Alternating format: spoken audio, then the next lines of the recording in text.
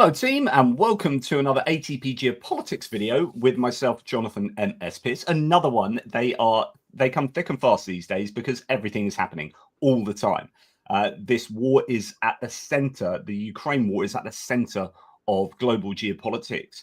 And one of the main players in the war in Ukraine is, of course, the American president, Donald Trump. And today we're going to be speaking a lot about Donald Trump because some of the decisions all of the decisions he's making at the moment appear to be fully aligned with what Vladimir Putin would actually want. And it makes Donald Trump look either like an agent or more and more like an agent doing it with agency, or he's an asset being manipulated by the Russians, or he's just simply got a bunch of policies that just so happen to align perfectly with Russia. And so we're going to be investigating those ideas today with Zarina Zabrisky, who is joining us as an American writer, journalist, having been born in the USSR, hence the accent, and is actually knowledgeable on a whole bunch of topics. So I'm really super excited to speak to her again in the near distant future about possibly doing one on Georgia. I've been desperate to speak to someone on what's going on in Georgia. And so Zarina could be that person. But anyway, Zarina, thank you very much for coming on today. Would you like to introduce yourself to the audience in a better way than I have? Sure, Jonathan. Thank you very much. Thank you to the audience for taking your time. The introduction was perfect. I'm an American journalist from San Francisco, but for the last 3 years, I've been covering the war in Ukraine since the beginning of the full-scale invasion, and I'm usually based in Kherson, currently in Kyiv.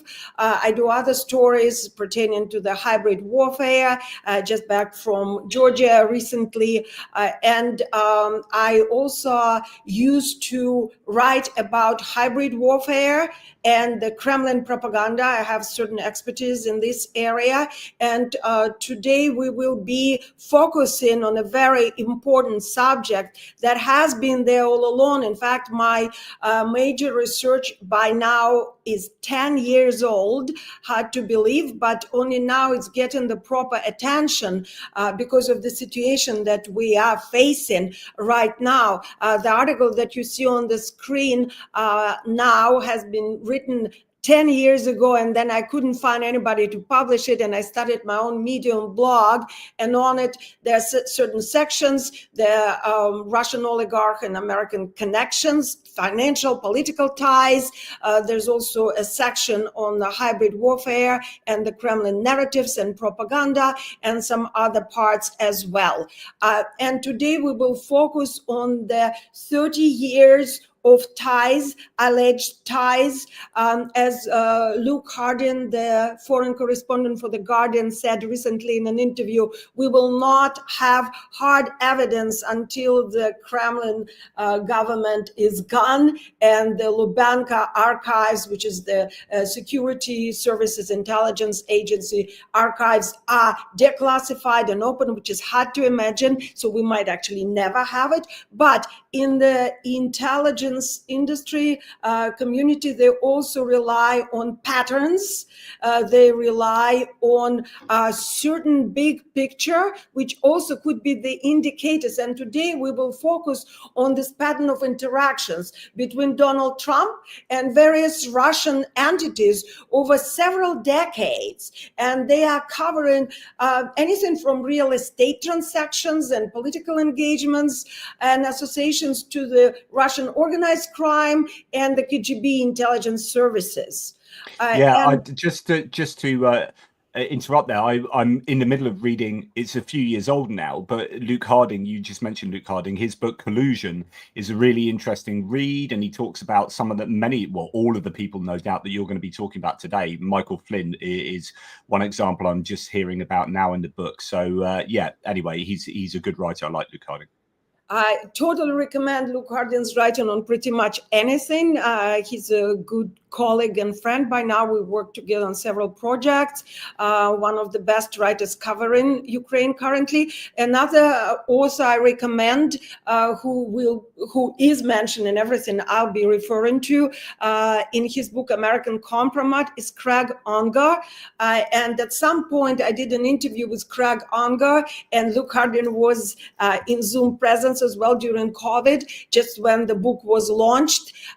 Craig Unger, we collaborated on several projects too. He's the author of bestseller, The House of Trump, The House of Putin. And, it often happens in this area, we quote each other, everybody's quoting each other's research, because really this is a vast material. Here is the book you have right here, The House of Trump and The House of Putin, and American Compromise. So all recommended reading, but today we're going to do it live, and I'm going to really jam it into a very brief amount of time. So it would be more like an intro and hopping around the dates. So before we go into details, I want to kind of warn you, sort of like going on a flight, right? So I'm your stewardess, put on your seatbelts, and keep in mind that things that we're talking about today will feel conspiratorial. The reason they will feel conspiratorial is because they are conspiratorial by nature. We're talking about what the KGB has labeled active measures a very long time ago during the USSR era. These active measures is a one big Machiavellian nightmare, a bunch of convoluted, broader networks, games with the secret tunnels in time, so to say. And you will see the characters that I mentioned in 1976 emerging in 2013 and 2016. So we're talking about a very long-term operation, and it's really hard for you.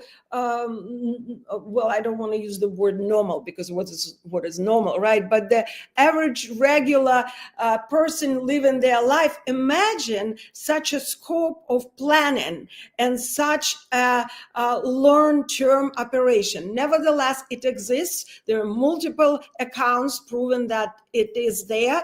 There are a lot of former KGB spies that have spoken on the subject, and we'll be mentioning some of them as well. So having prepared yourself with that, let's gonna go back and rewind it to 1976, which is, by my research, is the very first indication, very first red flag.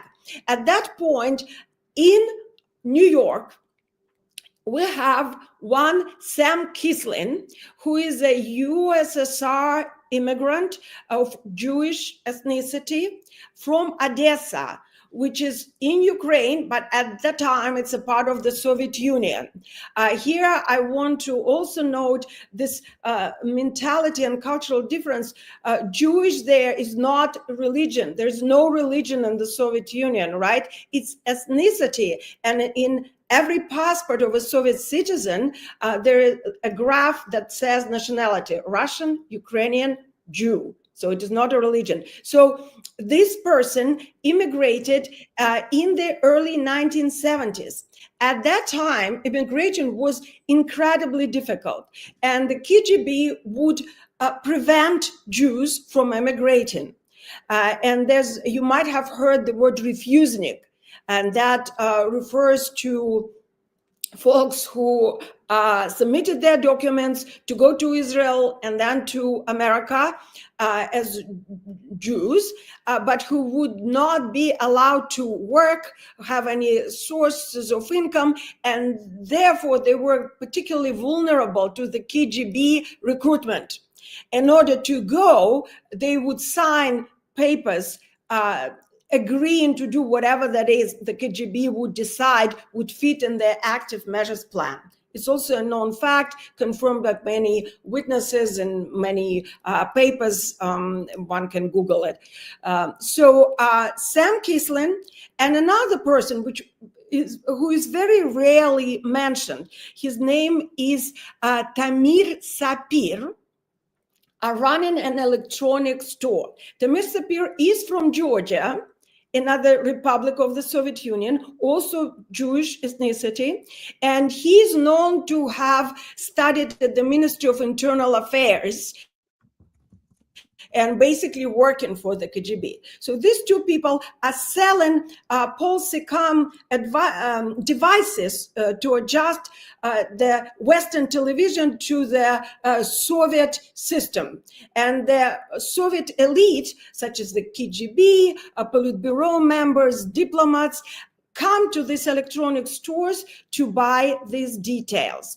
The store, according to Yuri Shvets, who is a former KGB spy, serves as a cover for the KGB, and Sam Kislin works as a recruiter or an agent spotter, again, according to Yuri Shvets.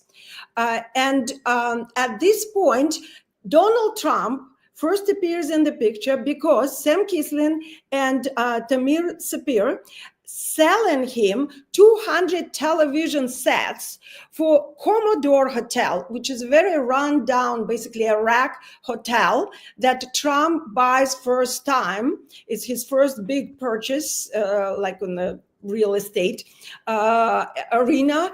And for some reason, he buys them on credit. He probably doesn't have enough money. He pays later. Why does he have to have television equipped to show Soviet programs is another question, right? But nevertheless, this connection exists, and it's important to remember because it will come up later in a very interesting twist.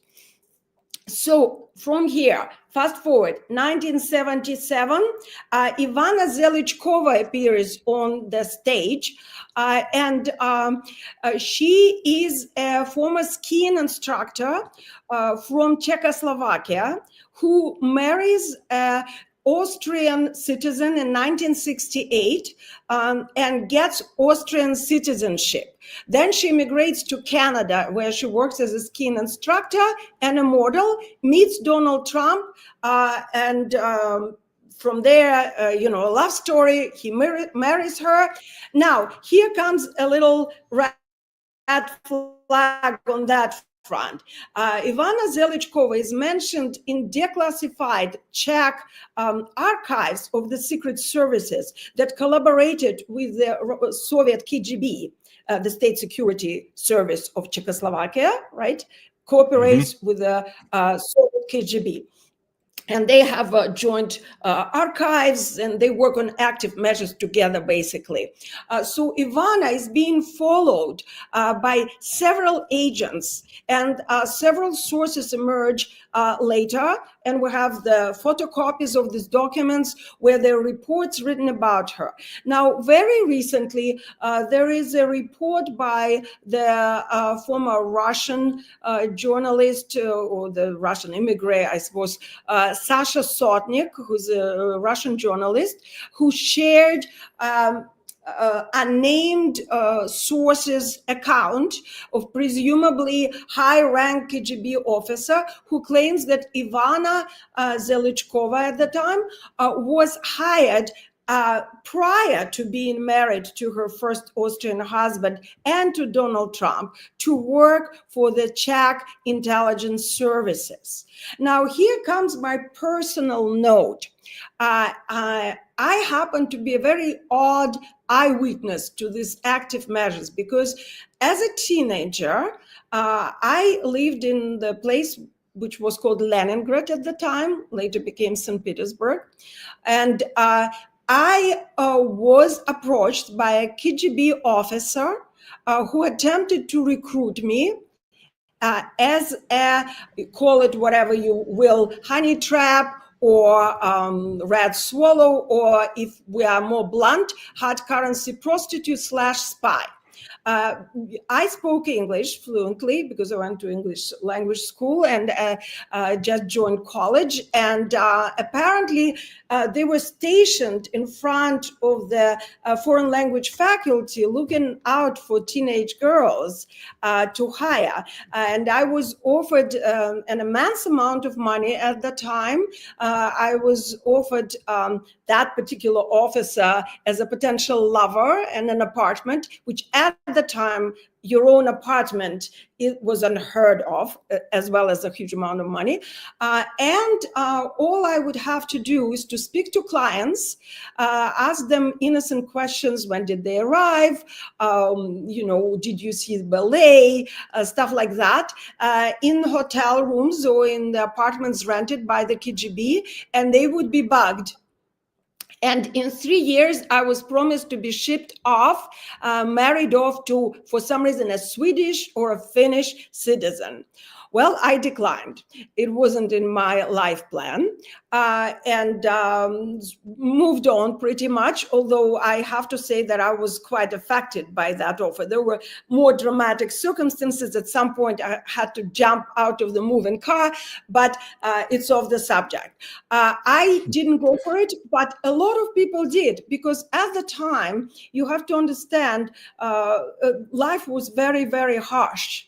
And the living conditions were hard. There were, at some point in the early 90s especially, there was no food even, products were scarce, money was scarce, and a lot of girls just went for it.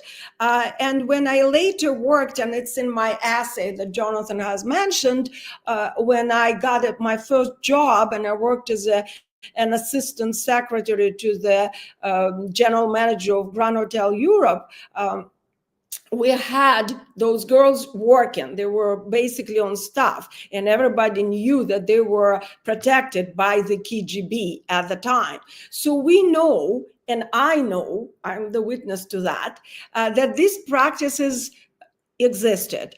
In my essay, I quote a lot of sources and research in addition to my own personal account that confirm that, in fact, the KGB all along were using the compromat, were using sex tapes, or were using this compromising material to later manipulate the foreigners who would be silly or immoral or whatever you call it enough to go for it. And apparently there were plenty. So Ivana Zelichkova might have been one of these girls who went for that, and then she was shipped out with the Austrian fake husband and then continued on this career. We don't know. It's the allegations. Again, we do have the paper work, the documents supporting the claim that the agents, the security agents of Czechoslovakia were reporting on Ivana. They were monitoring her phone calls. They were monitoring her children and Trump's children visits to Czechoslovakia. Right. So this is to suggest then that, I mean, the speculation here is that she might have been recruited, but at the very least, she was a person of interest to the Czech secret services. And when she was married, as I've just shown on the screen, when she was married to Donald Trump, they were definitely, I mean, the report is out that they were definitely closely monitored by the Czech secret services. So yeah, anyway. Yeah. That is correct. And not just her, even her father, Miloš Zelnicek, was also monitored by the Czech intelligence services. So now we jump into 1984, another red flag or another point where we need to take a look. And David Bogatin, a Russian organized crime figure who is later convicted of gasoline tax fraud, buys 5 Trump Tower apartments for $6 million. And we know that Trump is personally attending the closing of this deal. And then Bogatin, not to go spend too much time on him, but that's the very first recorded experience or the case where a Russian oligarch or a Russian mafia boss buys property at Trump towers. He later flees to Vienna in 1987, and his property is arrested by the United States. We also know that his family is connected to Semyon Mogilevich, who is another top Russian mob boss on the FBI search list. That's 1984. And then we're hopping to 1987 when Trump and Ivana Trump are traveling for the first time to Leningrad and Moscow. Very briefly, what we know about that from multiple sources. At the time, there were publications in various newspapers, and some of it is even in his book, The Art of the Deal.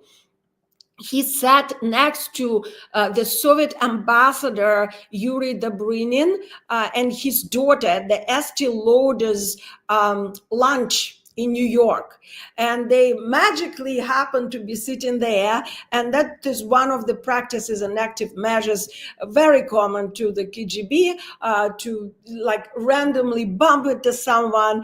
And here they use a very typical, well-known also from movies and books, tricks where they praise Trump to the skies, tell him what a great businessman he is, and how well he would do in Moscow. If he arrives there, he would be treated like a god, and he could start the Trump Tower in Moscow.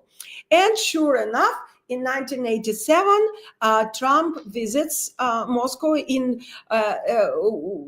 Moscow, he stays at National Hotel, and he writes in The Art of the Deal that he's staying in Lenin's room, quote unquote. And he's taken around to meet various government officials. And what's important here is that he is technically on the invitation of Goskom Intourist, or simply Intourist, which is the State Committee of Foreign Tourism, which is directly connected with the KGB department responsible for recruiting and monitoring foreigners and influential foreigners. Right? And that's when we fast forward and jump to 2025, just about 2 weeks ago. A former KGB agent from Kazakhstan, Alnur Musayev, claims that Donald Trump was recruited at that time in 1987 as a Kremlin operative. He referred to him as a sleeper, and he even revealed the code name Krasnov. That's the byline article that appeared recently that my colleagues and I researched. Here I have to make a note that these are allegations. Of course, we do not know that for a fact. There are several other former KGB officers, like Yuri Shvets, for instance, who confirmed that. But other former KGB officers or people who claim they're knowledgeable on the subject believe that the KGB officer from Kazakhstan could have not had this knowledge, and that the VIP clients, if you will, or agents of this caliber wouldn't be given code names. So this is just allegations. It's important to indicate it here. Yeah, but I find it interesting that that's 100% would have been on the agenda for the Russians. So if you think at the time, in the 80s, right, this is classic Cold War period, right, in the mid to late 80s, where we know that the US and Russia are at it, but then, someone like a real estate mogul wanting to make some money out of Moscow comes to Moscow or St. Petersburg or wherever they go,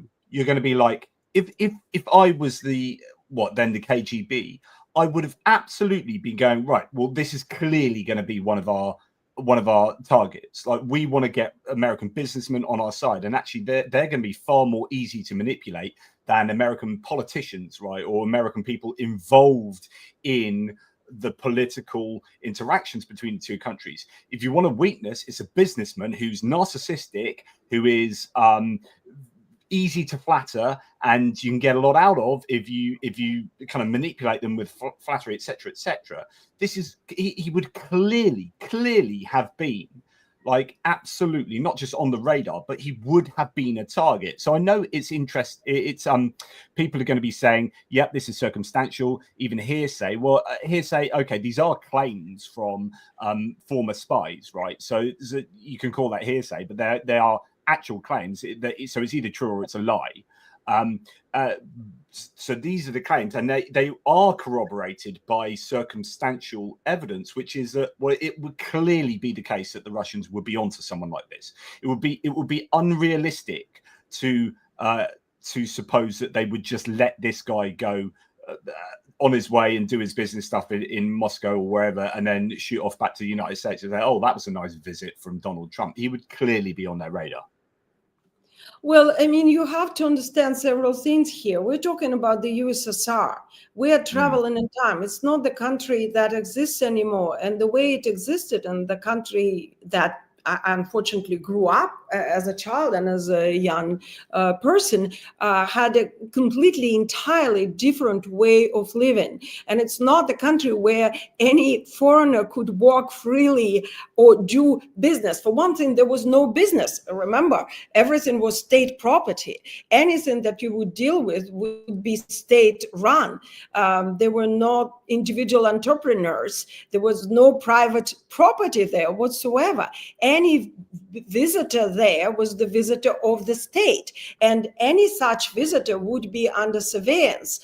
In fact, the tour guides that just simply took tourists on the excursions, say around the Hermitage, right, or the Kremlin, had to in a compulsory manner write reports on each tour, naming everybody who they saw on that bus tour. It was that strict.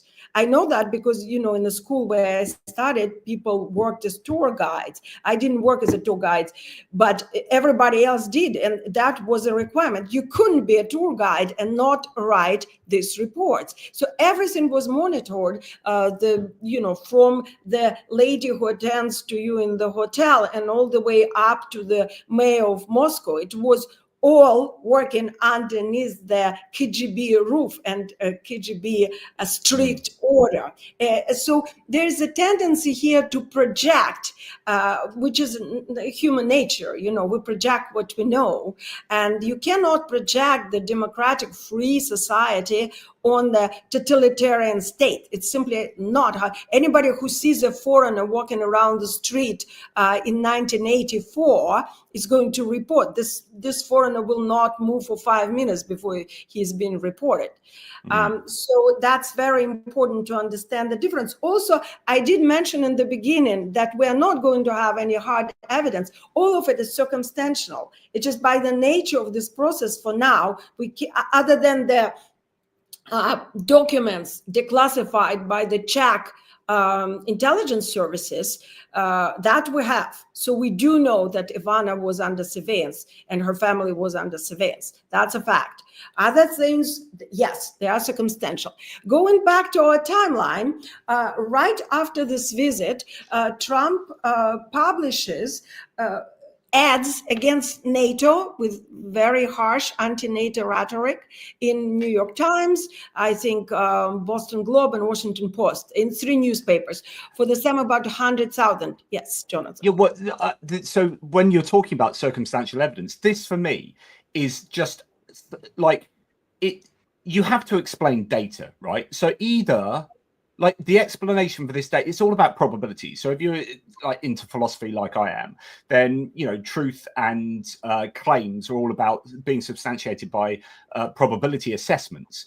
And if someone who's otherwise completely uninterested in foreign policy is a real estate mogul, goes to Moscow, then comes back to the United States and spends $130,000 on taking out a couple of full-page adverts slagging off NATO, right? Like decrying nations' involvement in NATO.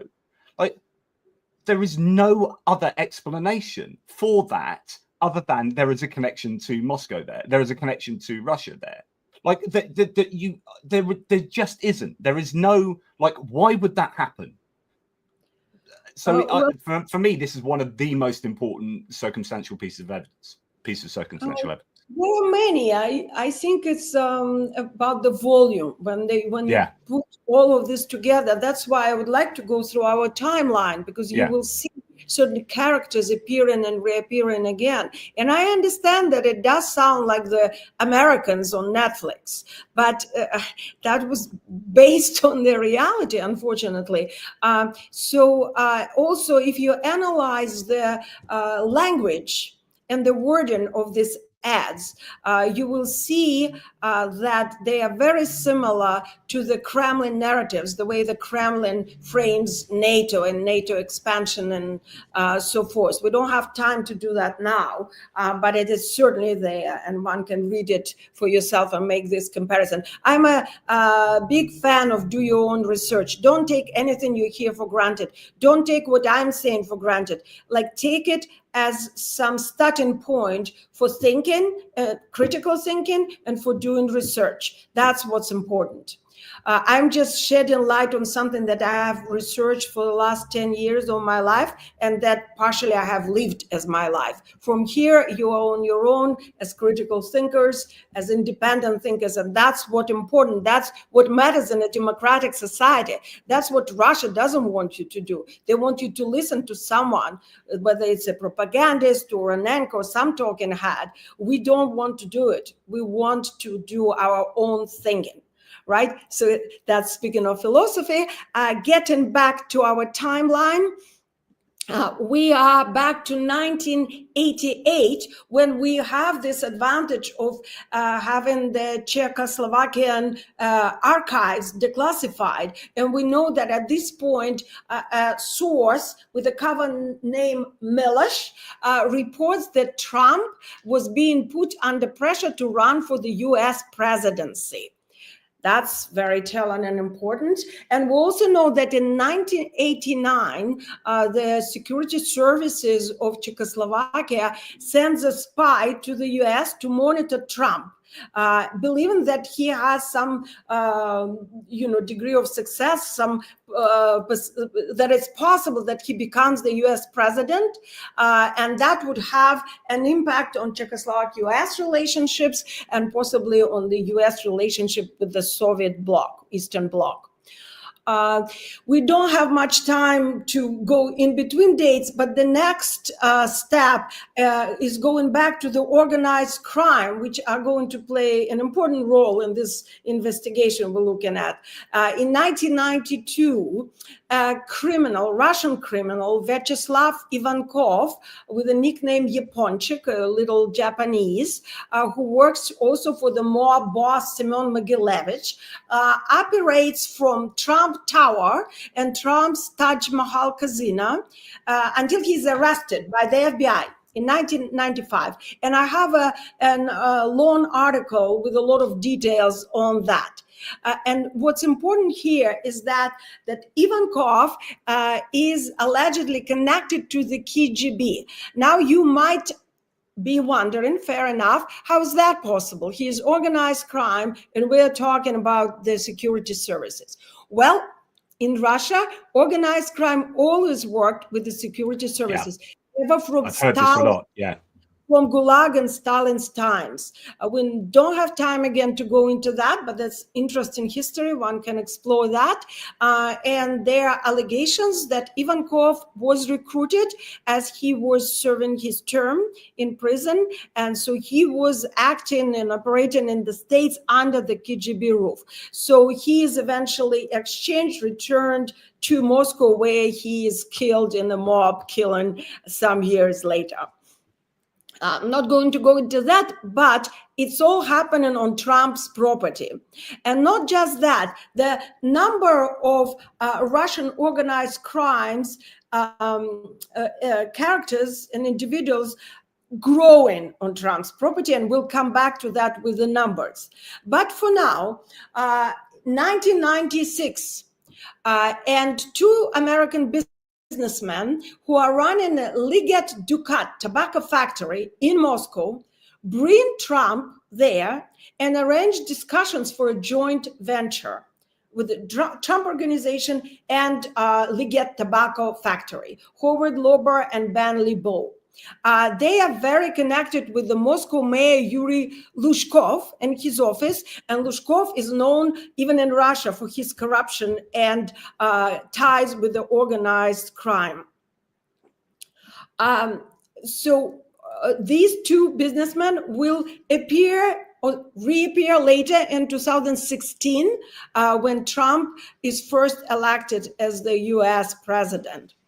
And we are still now in 1996 when the sources in the Czechoslovakia are saying to her that any false step will have really bad or inconceivable consequences for her husband's position, who intends to run for president in 1996. So here is something, again, that the indication that he is being prepped for this role for at least, since 1990s or maybe earlier. And then we fast forward 10 years during which the Russian connections are growing. And we are in 2007, where we have Felix Sater, a Russian-American real estate developer with past criminal ties and connections to Russian intelligence, and who is also a part of Bayro Group, a real estate firm that cooperates with Trump. The company is located at Trump Tower, and they are playing an important role in the construction of Trump Tower.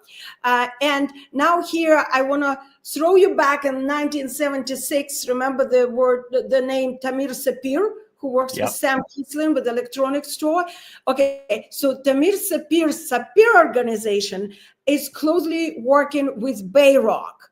So Felix Sater, this newly somewhat appearing criminal, is connected with the character from 1976. Further on, in 2007, Canada comes into the picture, where we have the Trump International Hotel and Tower in Toronto being developed by Alex Schneider, Russian-Canadian billionaire, rather Ukrainian-Jewish-Canadian billionaire, Soviet-born, with ties to the Russian criminals as well. He is actually son-in-law of a very prominent organized crime figure, Boris Bernstein. And the project, the Trump International Hotel and Tower in Toronto, is allegedly linked to the Russian oligarch money. And I have a detailed article on that on my Medium, where Vneshekonombank, Russian state-owned entity, appears. Don't have time to go into that. But what we need to know here, that these connections are growing. Right, they're swelling. They're more and more of a Soviet-born or Soviet-connected, Russian-connected oligarchs and organized crime figures who appear in Donald Trump's orbit and business life. Take a breath, because we are about to go any further. I was just looking at your Medium list of articles to see which one that might have been, but there are so many. This one is one. What I believe it might be what FBI doesn't know, but we know, or something about Gray Cardinal. It's the second article I published in that chapter about Alex Schneider. I can send you the link later. Yeah, that's fine. It's fascinating, because actually when as you're speaking, I'm trying to bring up evidence or links to what you're talking about and showing them on the screen.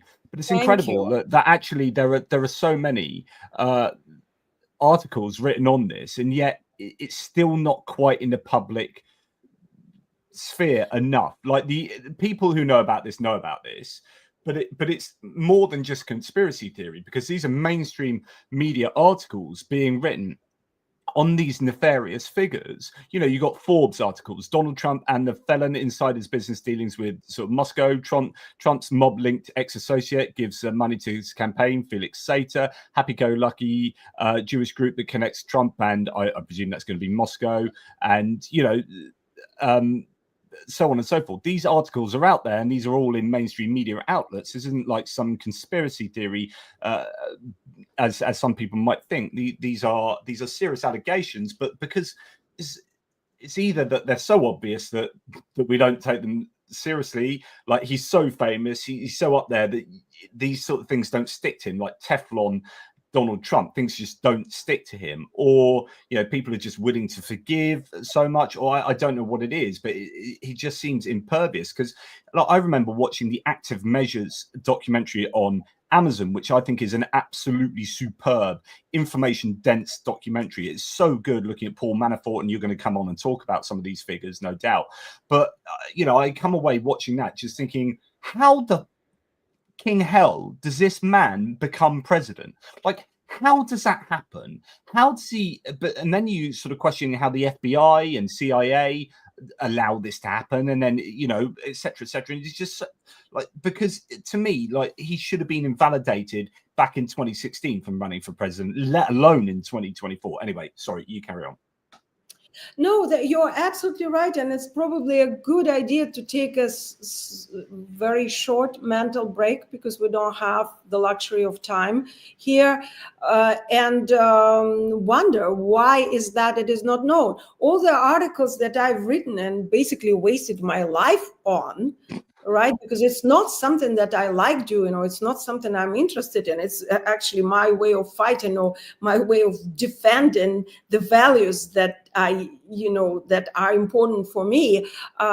It's all open resource, and I only base them on solid documentation. It's either very respectable publications like the ones you have mentioned, the New York Times at the time, like now things are changing, but Forbes, Washington Post, you name it, like very solid journalists, several sources, or archived, declassified documents, or sometimes court documents, like a lot of this organized crimes figures I researched using the court documents from the United States, or sometimes even from the Soviet Union or from Russia.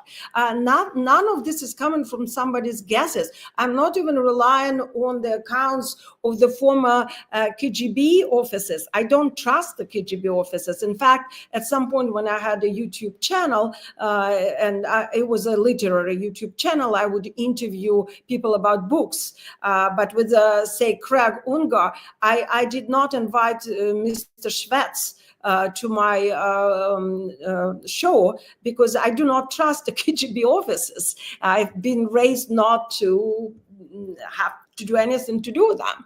And so it's all based on as factual information as possible. And so I'm not saying I did not investigate Mr. Schwetz. He might be the best person living in the world, but it just, as a category, it's not the source that I would focus on. I focus on facts, on something that could be traced, and so forth. So getting back to our timeline, because we are halfway through, hopefully you're bearing with me. I know it's a lot, I know it's harsh, but this is a high time we start to digest it, and we start to at least comprehend it. Right? So back to 2008. At that time, Donald Trump Jr., the son of Donald Trump, states, and it's a quote, that Russians make a pretty disproportionate cross-section of a lot of our assets. And that's a comment on the Russian investment in Trump properties. So his family admits it themselves. Then in 2010, there's an actually hard proof of the fact that Felix Sater, the Russian organized crime linked character, works directly for Donald Trump. He has a Trump Organization business card that identifies him as a senior advisor to Donald Trump. There are various photographs and so forth. And very soon after that, in 2013, something very interesting happens, which is not investigated as much and as in detail as it should be. That's when Donald Trump goes to Moscow for Miss Universe pageant. He is invited by Russian oligarch Aras Agalarov, who is very close to Putin, awarded by Putin by order of friendship, one of the highest order in Russia these days. At this point, of course, we are in the Russian Federation, right? The Soviet Union is gone, but the KGB is still reigning because, as we know, Vladimir Putin is a former KGB officer. And he is the president with a short break of being a prime minister for the last, 25 years. So Trump is taken to Moscow by, attention, Alex Sapir, who is the son of Tamir Sapir, and Rotem Rozum, who is the son-in-law of Tamir Sapir. Remember the electronics store where it all started? Absolutely. Right? Yeah. So the children of that person, who is now deceased, unfortunately, are in charge of taking Trump to Moscow and introduce him to more oligarchs very close to Vladimir Putin. Now, we also know from open source documents that Tamir Sapir's daughter, electronic store owner, co-owner, was married at a ceremony hosted by Trump in Mar-a-Lago. So these people are very closely tied, right? And we might say, oh, so what? You know, these are just like long-term family friends. Okay, fine. Let's move on to 2015. Michael Flynn, who at the time or a little bit later is one of Trump's vice presidential candidates, attended a gala dinner in Moscow for Russia Today, which is RT. It's a Kremlin multi-billion dollar network, propaganda network, and not just attending it. He's seated right next to the Russian President Vladimir Putin, right? We have photographs of that. That's quite striking. Later, honestly, can I just say on Michael Flynn, right? If people want to go and research how compromised Michael Flynn is, we could do an entire video just on Michael Flynn, right? Honestly, some of these people, I mean, there's a good chapter on that in Luke Harding's book, Collusion, where Michael Flynn is just like, what is he doing there? Why does he go and make this speech there at this particular conference in Moscow? What's he doing there? Like, Michael Flynn is definitely connected, and of course took money from Russia Today as well, and sits next to Vladimir Putin. Vladimir Putin doesn't sit next to anyone, right? There is, you know, there's so much thought in what the Russians do. So when that happens, there is something going on here. So anyway, sorry to interrupt. Yeah, no, absolutely. And, you know, if you want to do such a show, I can recommend some experts specifically on Michael Flynn. There are people who've been investigating him. I didn't. That just like the appearance that is well known, and it's certainly worth the attention. Importantly to note that this is 2015, and in 2014, Russia first invaded Ukraine, annexing Crimea and starting the proxy, as they call it, you know, war in Donbass, in eastern Ukraine.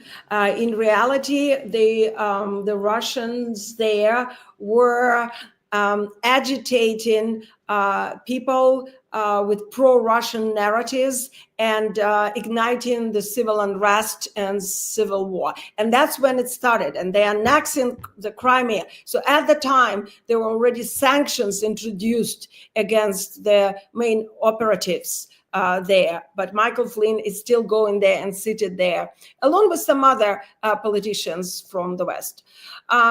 So 2015, 2016, the Trump organization again resuming to look into the luxury hotel and condominium project in Moscow. And it's already happening during Trump's presidential campaign. Now we have Trump's personal lawyer, Michael Cohen, who's the attorney for Trump organization, who is closely connected to Felix Sater, related to Soviet-born, interesting characters through marriage. And Michael Cohen has 30 years of his own history. And I have the whole very long, detailed, painful article on Michael Cohen alone. And it's fascinating. It could be a Netflix series on that, like all the ins and outs. And there, between Felix Sater and Michael Cohen, there's small petty crimes involved, involving people cutting each other faces with cocktail glasses and such. It's really low life. We're going anywhere from low life to high profile politics. So if you're interested in Michael Cohen's connection, here they are. But what interests us here is that he is negotiating and helping with Felix Sater for restarting Trump's property in Moscow. It doesn't happen for various reasons. And we also know that there later several investigations published that are alleging that Michael Flynn, Jared Kushner, son-in-law of Donald Trump, Jeff Sessions have multiple direct and indirect contacts with Russian officials during 2016 campaign. And there's so many that I'm not going to go into all of them. There is the one that is very famous and known with the children adoption cover happening in Trump Tower with Trump's children involved. But I want to bring up here, since I'm in Ukraine anyway, Paul Manafort, who is Trump's campaign chairman. And not only Manafort used to be Yanukovych, who is a former pro-Russian president of Ukraine. So Paul Manafort was an advisor to Yanukovych, and now he's a campaign chairman and advisor to Trump. He's also financially connected with Oleg Deripaska, one of the biggest Russian oligarchs, very close to Putin. And they have a bit of a quarrel there because Manafort owes money to Deripaska, and then they fall apart, and that's how some information is revealed. And Manafort was providing Deripaska, who's close to Putin, with Trump campaign's polling data. Again, Jonathan and everyone, this is all open sources. This is from the official investigations. You can add so many layers since Paul Manafort. Like, go and read Paul Manafort's Wikipedia page. I've done it. It is fascinating. Like, just as a kind of like to get clued up about Paul Manafort, go and watch Active Measures on Amazon Prime. It's an insanely good documentary. But you mentioned Oleg Deripaska, and I was talking about him the other day because Trump has just put steel and aluminium tariffs on Canada, on the EU, on the UK, is wanting to lift tariffs on Russia. He lifted tariffs on Rusal, which is owned by Oleg Deripaska, back in his first Trump tenure, right? He lifted sanctions on Rusal, which means that he wants to do deals with Deripaska. There are connections there. Paul Manafort was his campaign manager. Paul Manafort, Deripaska, blah, blah, blah. Trump is now putting tariffs on all of these steel and aluminium exporters and wants to do deals with Russia to get this peace deal done, do deals with Russia to do what? To get, I'm sure, Rusal having the sanctions lifted on them. So Deripaska can now provide lots of cheap steel and aluminium to the US. And you have that tripolar world of Russia, China, and the United States organizing, carving up the world. And this all makes a lot of sense. Anyway, sorry, I just had to throw that one in there. Perfect. It's perfect comment. And it's exactly so. If you Google Deripaska and my Medium blog and my name, you'll find a lot more details on him. I did a lot of research on him and his involvement with other companies, because you have to understand, it's like a vassal court for Putin, right? Oligarchs do not own entirely their property. They owe it to Putin. There is a notion in the Russian Mafia lingo, which has become just a Russian word, which is called Krisha. And Krisha is a protection. And the protection, it's someone the individual is reporting to, who providing political protection or financial protection or just physical protection. And in Putin's Russia, in Putin's mafia state, such Krisha is the Kremlin. And anyone who is going across is going to, yeah, that's Krisha, written in Cyrillics. Anyone who is rebelling against this system is going to be either physically removed by falling out of the window or occasionally sleeping on a banana, sleep in a sauna, or, sipping on a tea with some substances in it. They're just going to be physically gone, or they're going to be politically and financially gone, right? There's a lot of lawfare, a lot of lawsuits. The vast majority of people succeeding in Putin's mafia state know that, and they oblige, they follow the rules.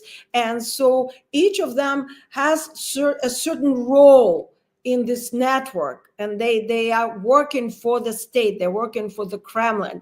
And so this whole active measure, gigantic apparatus is functioning basically like with many wheels. So you will see this, what do you call them, like graphs where the computer generated dots are connected with lines, and they all are coming up, they're vertical. You have to understand that in Russia, everything works vertically. In democratic societies, we have horizontal power structure. In Kremlin, it's vertical. Kremlin on top will have Putin, and everybody's reporting up. And anybody. This is what Bill Browder talks a lot about, how Vladimir Putin takes 50% of all the kind of income from these former nationalized industries that are now run by oligarchs, but that's why he's the richest man in the world. All things lead to Vladimir Putin. There is another mafia word for it that was borrowed from the criminals, which is called общак, which is a communal fund. And I personally am not aware of the percentage that Putin has. I don't believe anybody does. Well, Bill Browder would be in good position. He was in Moscow in the 90s, and he certainly is very knowledgeable on the subject. So I'm still not going to take his word for it, but I don't think anybody knows the exact percentage. So, but we know that that's how it works. So yes, Deripaska with his Rusal obviously is a part of the structure. But I would say that aluminum and steel are just a side dish. Wait till we get to oil and gas. And I'm not going to go in detail on that, because that requires the whole other separate show, and that will be serious, not just 1 hour or one-piece show. It's extremely convoluted. There is a Rosneft deal with Exxon Oil being a part of it, and I was going to brush on it in our presentation today. But before I do that, and we're already getting close to it, very quickly, 2016 is a very eventful year. We have the Nixon Center, founded in 1994, later renamed the Center for the National Interest, which hosts a foreign policy event at Mayflower Hotel in Washington, D.C., quite an infamous event too. And Trump here gives his first speech. He outlines a pro-Russian foreign policy, and the person who drafts the speech or helps to draft the speech is Richard Byrd, who is importantly on Alpha Bank's senior advisory board. And Alpha Bank is crucial for understanding the whole Kremlin structure and the whole Putin's era of rule. Because Alpha Bank and later its parts, its investment firms like Letter One, are owned by two oligarchs, Mikhail Friedman and Piotr Avin. And they claim that they are not oligarchs. They can actually sue us if we call them oligarchs, so we won't. These are just individuals who face 25 allegations of corruption, state asset rigging, threats against officials, assassinations orders, drug trafficking, money laundering, and so forth. But they deny any wrongdoing, and we'll give them that. Alpha Bank was linked to the Trump Organization's server scandal in 2016. And what's important here, and I'll make just a very quick detour back in the 90s. Piotr Ivan is crucial to understand in Putin's career. When Putin first came to power in Leningrad and St. Petersburg and stole his first 144 millions from the city of Leningrad, Piotr Ivan provided Krisha, or protection, for him. And while there was a committee of people's deputies looking into Putin's wrongdoing, Piotr Ivan transferred him to Moscow. And from there, Putin's career started to grow, and Yeltsin then assigned him as his heir. And there was actually sex tape scandal involved, and there's an article on that on my blog as well. So that whole history takes the whole full circle going back. And we know that Alpha Bank is very, very important to that. And quite recently, the sanctions were removed from Alpha Bank. These people are real US sanctions. I mean, these people are very not vulnerable. How should I put it? They've been at it for a very long time. They're very, very good at it, right? And there are a lot of details, such as the Alpha Group investment firm invested, for instance, 200 million in Uber in 2016, and Uber CEO then joined Trump's economic advisory group. And there's a lot of connections like this. So Russian ambassador Sergei Kislyak attends the foreign policy speech given by Trump at the Nixon Center. And there is another detail there. The head of Nixon Center at the time, Dmitry Simes, has been working in Washington running the center, and he has a lot of connections, you guessed it, with the Kremlin and with the Russians. And after my investigation on him appears, historian Yuri Felstinsky, who worked with Alexander Litvinenko, poisoned by Novichok in London, quotes that and his own research on a popular Ukrainian blogger site. Dmitry Simes actually runs away back to the Kremlin, and now he happily operates there ever after, confirming the allegations. That was one of the achievements or practical results of my investigations. There were a few, but that's one of them. The bottom line here, that Trump gives his first foreign policy speech at a center run by a Kremlin asset. It's also circumstantial. Yes, that is true. Here we're going to jump in 2016 December section, where... Before you go on to that December section, you referenced how there is a lot that can be said about the oil and gas connection to the US. And it is absolutely true. Like, that would fill like 50 hours of YouTube video discussion, right? It is huge. I know she's a divisive figure, so some people on the right don't like her, right?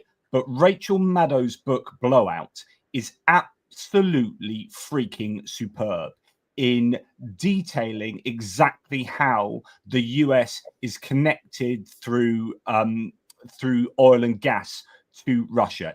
It is an absolutely must-read book. Honestly, it is brilliant. The research in this is fantastic.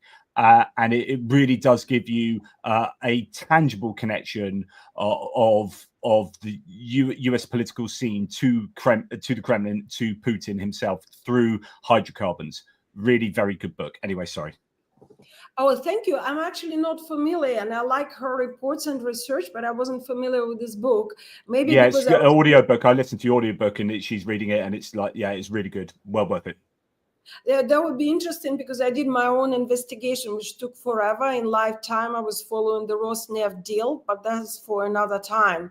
But actually, it's a great introduction to what I was just about to say. And we're getting close to the end, not the end of it, but this just very short presentation on circumstantial facts that were presented today, right? So in December 2016, on December 7th, Putin and Rosneft CEO Igor Sechin announced Rosneft privatization deal. Then on December 8th, Carter Page, who is an advisor, someone completely unknown before that, but who used to work in Moscow for Gazprom, arrives in Moscow. It's his second visit. He was there in summer on Piotr Aven of Alpha Bank's invitation. So here he is again, and he's secretly meeting with Rosneft executives. He later denies it. On December 12th, 2016, Carter Page gives a presentation in Moscow saying, or rather showing a slide on which he shows that Exxon Oil CEO Tillerson is going to become the Secretary of State. That is before there is any official announcement of such assignment. And the next day, in few hours, there's a time difference, on December 13th, 2016, Trump announces Tillerson nomination for Secretary of State. So somehow it's either, we don't want to comment on that. We don't want to go into conspiracy, but these are the facts. This happens. And later, when Christopher Steele's dossier is mentioned and everybody is focusing on salacious details, the Rosneft deal kind of goes over people's head. But the most important part of this dossier is the alleged 19% of broker's fee for the sales of Rosneft to a secret buyer. That supposedly, according to Steele's dossier allegations, was given to Trump in a nutshell for later removing the economic sanctions from Russia. Can I just let people know, most people will know, but the Christopher Steele dossier is a famous one about the Trump golden shower, etc., that he gets trashed because people didn't believe that, and everything comes with a probability assessment. I think he said he was like 80 to 90% certain that was true in there. But Christopher Steele is actually he's a well-respected person in his field, former espionage agent for the UK, then went into kind of business espionage, and then was doing this for private entities, doing a lot of the research. But again, I'd read Luke Hardin's book, Collusion, where he talks a lot about Christopher Steele. So I think Christopher Steele, people dismiss a lot of, like you said, stuff that went under the radar in terms of what was in the Steele dossier is not taken seriously, or is not even talked about, because everyone was interested in those salacious claims in the deal. But then, because they were salacious and they were easily dismissible, I'm not saying that you're justified in dismissing them, but people did, because they're like, Trump's not going to have done that, and that's ridiculous, which is a whole other discussion. But then it's all this other stuff that Christopher Steele was setting out. Anyway, just to remind people who Christopher Steele was.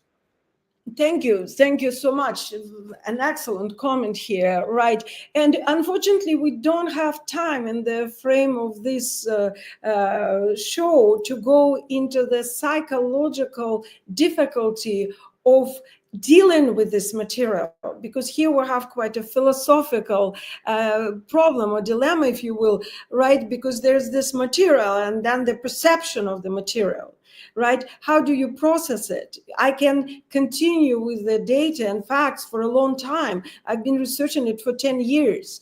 There's a lot, really. But what happens, the human mind gets overwhelmed with the number of details and loses it. And especially, I have tons of respect, obviously, for all the researches done by Luke Hardin, Craig Angers, Yuri Filshtinsky, all the people who, Rachel Maddow, others who've investigated. There's so many. There are great researchers out there. And the possible mistake, and I think I'm guilty of that as well, is of, how should I put it? Failure to not filter it, but present it in the way that the human mind, the human psyche can process it without rejecting it. Because if we mix together salacious details, sexual crimes like Epstein and so forth, like in American Compromise by Craig Unger, and the very technical and economical details and facts, dealing with gas and oil industry or aluminum and financial deals and real estate deals, it becomes too big to digest and make sense. It stops being meaningful. And what we do, and that's the matter of psychology, right? We just reject it as something that is too big, too disturbing. And another point that I want to make here instead of conclusion, because I'm not going to go on. You see already how this timeline speaks for itself. And this is a very, very brief summary. And I don't know, it's probably like 1/10 or maybe much less than of the whole volume of facts that could be collected. And I haven't collected all of them. I'm just one person, right? If you look at Mueller's investigation, there's much more there. And what I was going to point out here, that we need to step back and make like a unemotional, colder assessment, and also take in consideration for American viewers in the audience. And I lived in America the major part of my conscious life. We have some certain, American exceptionalism, right? It's very difficult for us to imagine that a third world country can trick us in that way. And it's a huge blow to our integrity, to our sense of value, and to the sense of self. We have to assume that somebody can make that much damage, and that is something that we do not readily accept, and it's a psychological defense, and it's very, very hard to process. So this is something that I want to conclude with. Yeah, one thing, I mean, there's so many other details we can throw in here. For example, when I think Trump was possibly not suffering, but on the verge of bankruptcy or economically financially in a bit of trouble, there was a sudden purchase of some property of his that was, as I remember it, 2.32 times the value of the property. I think it was in 2008. And so again, that's another example where suddenly a bunch of money, $90-odd million, goes into Trump's coffers from a Russian. So a Russian buys a property off him. So why would you buy a property for way more than it's worth, like considerably more than it's worth, to the tune of like wasting tens of millions of dollars? So why would you waste tens of millions of dollars buying something for that amount of money, unless you are trying to get Donald Trump a bunch of money and you are Russian? And then yet again, here we have another example of how there is that connection between Russia and Trump. So a question, as Stephen Bendal asked, I wonder, so what would you think to all of this, Zarina? Do you think that he's an agent, as in he knows what he's doing and he's like, I want to do something for Russia? Maybe there's compromise on him, maybe there's maybe he's aligned or whatever, but he's doing that purposefully? Or do you think he's an asset that's being used very easily by Russia?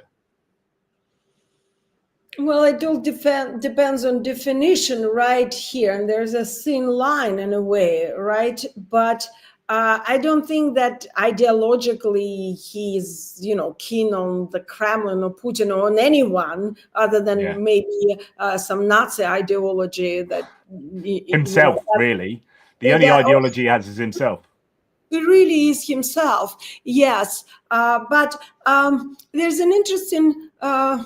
point to it, because I don't think that the sex tape or compromat is playing such a big role here. At this point, he crossed that line. It's written off. His followers, his cult, we may say at this point, are going to dismiss any allegations or accusations like that. I think the major compromise is that financial involvement and political involvement with the country that is considered an adversary for the major part of the American history. And that is the main compromising material on them. You know, it's kind of a meta, right? Like compromise being a compromat here. And at this point, I think he has been capped as an asset. And if we look at his actions since the 20th of January 2025, he is acting as a Russian agent. That's how I would put it. Do you think the compromat that, well, no, not compromat. Sorry, do you think the pictures, as John Cromwell says here, of Melania? So RT, Russia Today, as it was, RT produced, I think, was it before the election?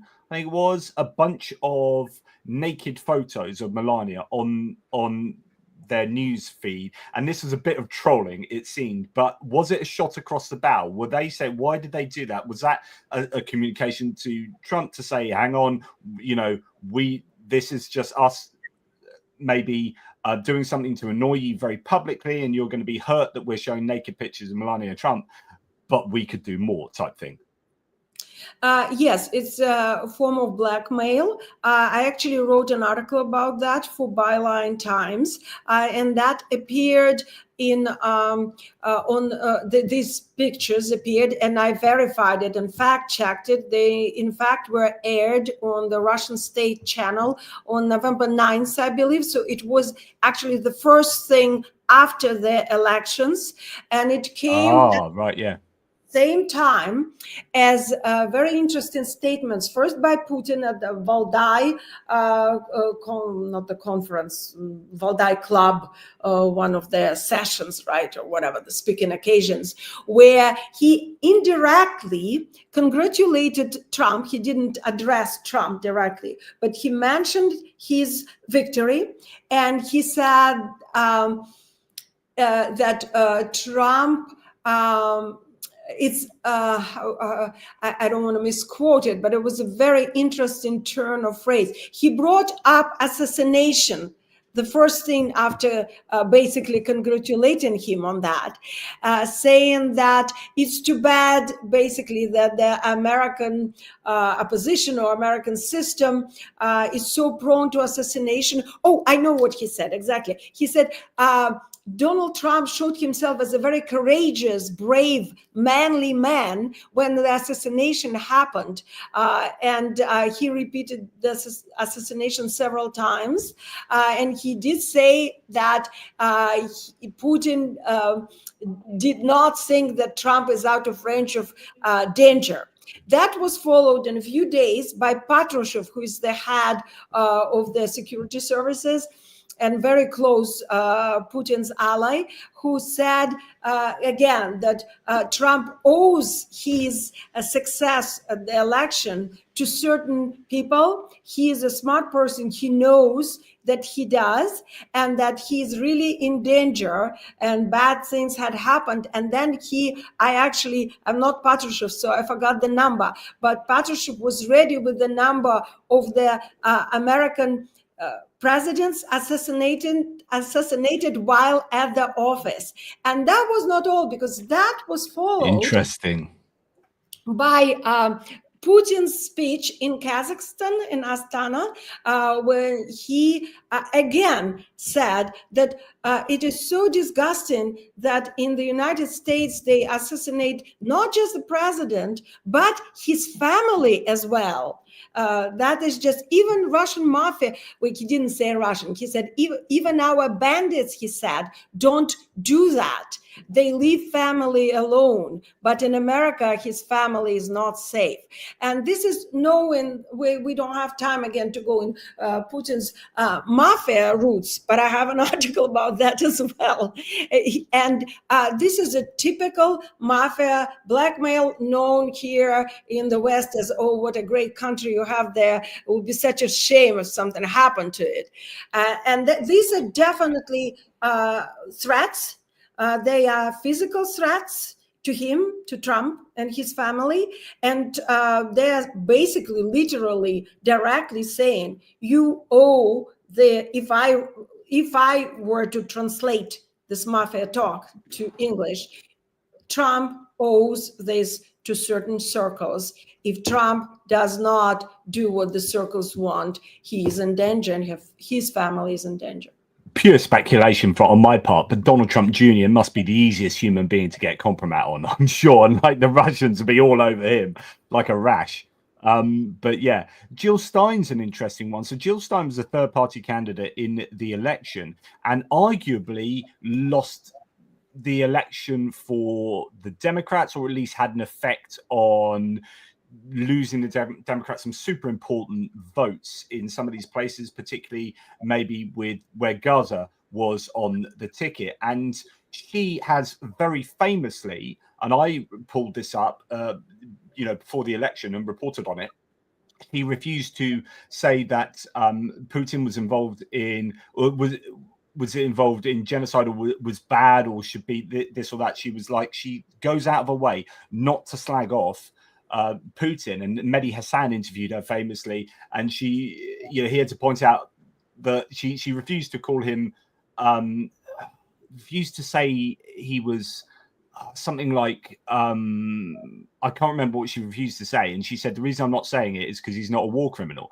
And Mehdi Hassan said, he is a war criminal. He's got an arrest warrant on his head by the ICC, and it was all really embarrassing. But she goes out of her way to be very, or not to be negative about Putin. And so there you're thinking, is that someone else who's compromised? Jill Stein was there. I think that was one of the things you were talking about earlier. She could be another person who they've got some control over, because there was open talk with the third party candidates and Trump's team that these people were there continuing in the race to get Trump into power.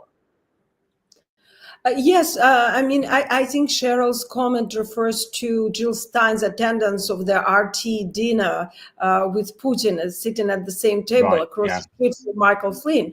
Yes, and all her activity indicates that she was, we know, supported by the Russian trolls and the Russian hybrid army, right? We don't know, I did not investigate her. I don't make any allegations or accusations or even statements unless I investigate. I did not investigate her. All I know that she was there, and that later the 2016 campaign was supported by the Russian trolls. And sometimes it happens without people actively participating in the campaign. They might be just manipulated and used. Active measures used, they don't differentiate. That's when we talk about the horseshoe effect, like right, all the way from the right to far left to red-brown coalition, they don't care. Putin doesn't have, like Trump, he doesn't have any preferences, whether these are Nazis or whether they're communists. Whatever is supporting Putin's agenda is going to be manipulated, exploited, and used. And the moment it stops working, it's going to be dropped. It's a very omnivorous, kind of like chilling approach, right? It's very Mafia. It's whatever is useful will be used. Whatever is not, doesn't matter. Yeah, and then there's lots of, you mentioned the Epstein whole debacle that is that. And Pam Bondi, the Attorney General for the United States, has recently said, because there's been all this pressure before Trump got in from people on the right, because they think it's going to implicate lots of people in the Democratic Party.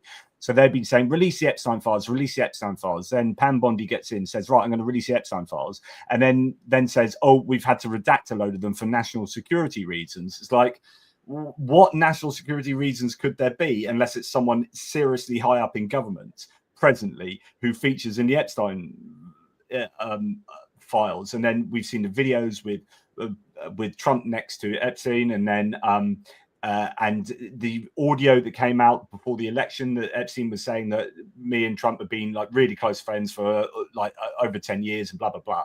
And you're like, okay, so that's an area where you could get compromise on Trump as well. I mean, I think the compromise is probably already there, but it's just not being released. I don't know.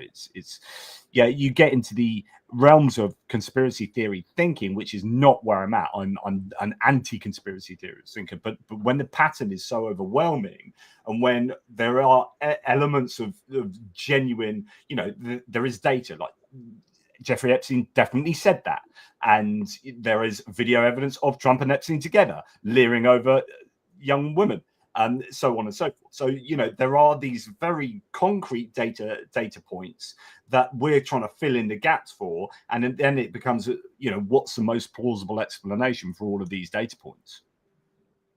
Right. I would also recommend, if anybody is interested in having more details, there's a fantastic researcher, investigative journalist, Wendy Sigelman. Through Twitter, you probably access her research. She has an independent, either Substack or website. She does fantastic research, including Epstein, including on all the connections, strictly factual. There's no conspiracy, no fantasies, so factual, so good. And she did a lot of research on Cambridge Analytica. In fact, her research was used by certain committees in England during the investigations. Solid work. I really recommend it. I'm just finding out how to spell her name so I can find her here. I think she is Wendy Sigelman. There you go. So this is her there. So Wendy Sigelman, independent journalist, Bylines, Daily Beast, Guardian, BuzzFeed, Byline Times. Good old Byline Times. Yeah, she does this great graphs, and it's easy to follow because when everything is just dumped on you, kind of the way I did today, right, as a story. I try to make it more of a story with the characters appearing and reappearing. You know, I'm originally a writer. I have a novel and I write short stories. That's what I like to do. I don't like any of this. I mean, it's a shame that we have to spend our time on those individuals. Just leave it at that. That's not what I want to do with my life. Neither do I want to spend my life at the front line, which I do these days. But this is what this whole operation brought us to. And this has become the war of my life, from oligarchs and hybrid warfare and war with trolls to the actual hot conventional war with bullets and drones and missiles.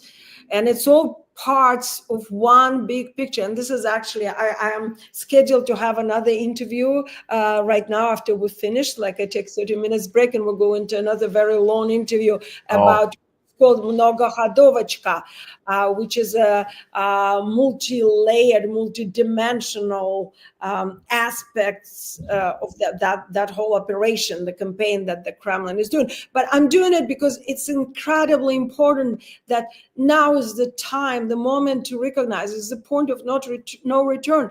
If we just accept it, and if we don't do anything about it, our whole world as we know it, our democracies are going to fall. And that's what they're aiming at.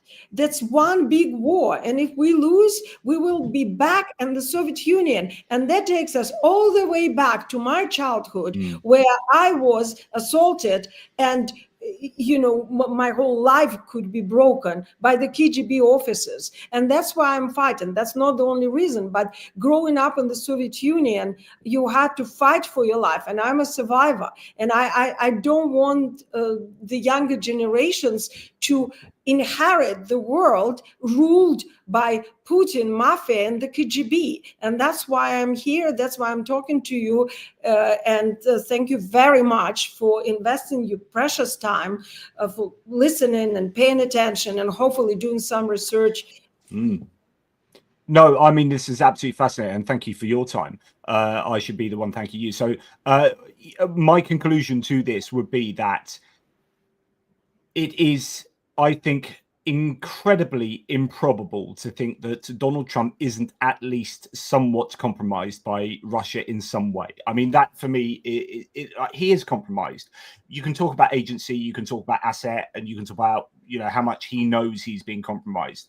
But just from a business point of view, like the amount of connections that he's had in the past to Russia and his children and people adjacent to him, whether it be Donald Trump Jr., as you said, I brought up that quote you said about, you know, how much Russian money is coming in. To, you know, that there are massive connections to Russia, and that is just factual, right? That is not conspiracy theorizing. There are tangible connections through Trump Tower, through real estate activities, through whatever you want to talk about that Trump and his family have to Russia.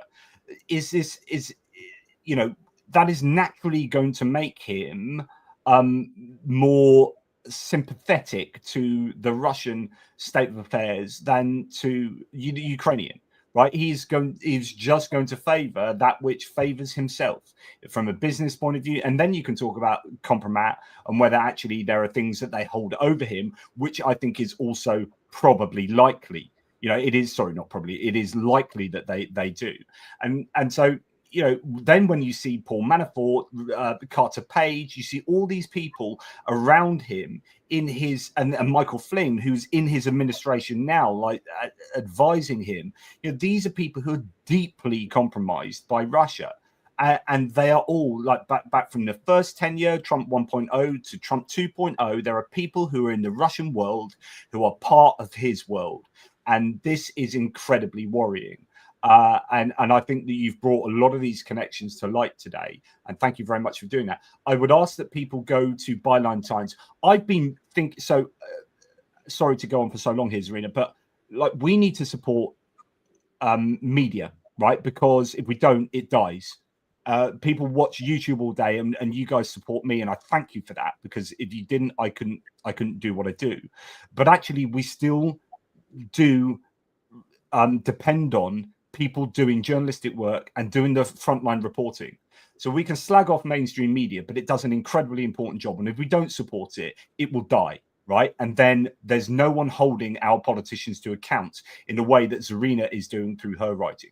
So for example, I support The Guardian. I pay for The Guardian because I use their articles so much that I'm like, I need to give them something back, because that is me free riding on The Guardian. But I've been toying with the idea of becoming a member of the Byline Times. That's the one of the other ones that I've really been thinking about. I've been thinking about an American one, but actually Byline Times, it really does some important work. And I was watching a lot of their video stuff before the war as well. So I would just advise people to go to the Byline Times and check out Zarina's work there. I would greatly appreciate it, because I don't do any fundraising. I am working and living based on my fees for my article. I write for several newspapers. That's my income source. That's how I'm able to bring you these reports from the front lines. And Byline Times is absolutely fantastic, fearless, honest. I've been with them from the very beginning. And I believe that I might not be aware of all the instances of executive editors visiting the front line, but in Byline Time case, Peter Jukes actually came to Kherson and went all the way straight to the front line. And that just speaks to you about the newspaper, the courage of the newspaper. And really Kaylin Robinson, I've interviewed Kaylin Robinson, and he's obviously intimately connected. So yeah. Kaylin Robinson, I'm actually in Kaylin's studio right now. Oh, wow. Yeah, and he's waiting for me outside. We're doing the next interview with Kaylin. We've been nice. Because he's a part of Byline team, and you know, we did the first film in a team together, Under the Deadly Skies, and we do right now. We're working on an article about the Russian use of torture, the comparison. He went to Syria, and I studied that in Ukraine, and I also went to Georgia. We're going to bring together a report. Yeah, and we are relying on the support to bring you this independent research, so it is appreciated. Yeah, absolutely. Well, look, thank you, Zarina. You've got lots more talking to do. Kislin is an absolute legend. And do you know what? When you first came on this morning, before we went live, and I saw the purple behind you, I was like, that's just like Kislin Robinson's purple when I interviewed him the other day. And he was a different angle, different place, but I recognized the LED light. And I just, in my head, I was like, oh, that's really similar to Kislin's. And now you're like, I'm in Kislin's flat in Kiev. It all makes sense. Like, Yeah. give him a high five from me. Okay, Kislin does fantastic research. He goes places where other people don't go, so follow him as well. And yeah, we worked in Kherson together. So. Amazing. Well, look, yeah, please share this and get this kind of knowledge out there. Please send people to Zarina's writing. It is incredibly important. Zarina is an awesome intellectual, so thank you for the love for Zarina. That's very kind. And just before I let Zarina go, just to remind people that we are doing our latest fundraiser NAFO campaign that we're doing with Rick the Ukrainian and Roman Trokimets together. At the moment, we've raised 43%. And I've yet to do my introductory video on this, and we're already doing a really good job there. So thank you for all the people in the audience who have supported this already. And if you can't afford to support it, please share and put it on the socials. That really, really helps. And the same goes for this video. Please share this content because it's important that people understand the connections that there are between people who are so obviously out in the middle of our lives, politically speaking. These are super important people, yet they are, it appears to me and to Zarina, that they are definitely compromised to at least some large degree. Zarina, what are your final words? Thank you for being here. I know it's tiring. I know that everybody is exhausted by this avalanche of news that we've been having more than ever. So thank you. Keep at it. And if it's not us, then whom, right? Ecclesiastes. Nobody else is going to do it for us. I've seen people in Ukraine fighting for their freedom. I've seen people in Georgia protesting in the streets, being beaten up by the police for their freedom. I see people around the world protesting. So people back here, back there in the States, back home, if you listen, and we need to get over this state of shock and, you know, the paralysis that we're experiencing and fight back. Otherwise, we'll lose it. And I don't want to live back in the USSR. Good on you. Yeah, well said. Absolutely well said. You know, we have to fight for that which we take for granted, actually, and we've taken democracy for granted probably for too long, and now it's hanging on a thread in many places in the world, and we could be next. So it's in our best interest to support Ukraine as well as in their interests. So please all do continue to do so. Look, I look forward to speaking to Zarina on the subject of Georgia in the near distant future. That's going to be fascinating if she's up for coming on again. But in the meantime, thank you so much, Zarina, and thank you so much to the people. Oh, I haven't done a quick thank you to all these people. So Kevin Forst, really appreciate your love, man. Thank you very much. Johnny Nebregard, total legend as ever. Some Norwegian love there. F Oink, some Hungarian love. And my goodness, Hungary needs some love from us in the right places and a bit of a stick in the wrong places, I guess. I'm talking about you, Mr. Orban. Michael Barnett has a bee in his bonnet there about something, but thank you for your support, Michael Barnett. And Henrik Alnesio, thank you for your Swedish love. And sorry, I've butchered your pronunciation there. Okie dokie, thank you so much. No, thank you so much. No, thank you. No, thank you so much. And finally, Johnny Christensen, some Danish love. We love our Nordic awesome allies such as Stephen Bendal as well. Thank you everyone for being as awesome as you always are. Stephen, I've sent you an email. We're going to have a chat live as well because you're married to a Ukrainian, you're living in Norway. We're going to talk Norway and Ukraine. So Stephen, I will speak to you soon. But in the meantime, thanks again, Zarina. Sorry for the very long outro to this. Everyone else, you take care and Slava Ukraini. Heroям slava.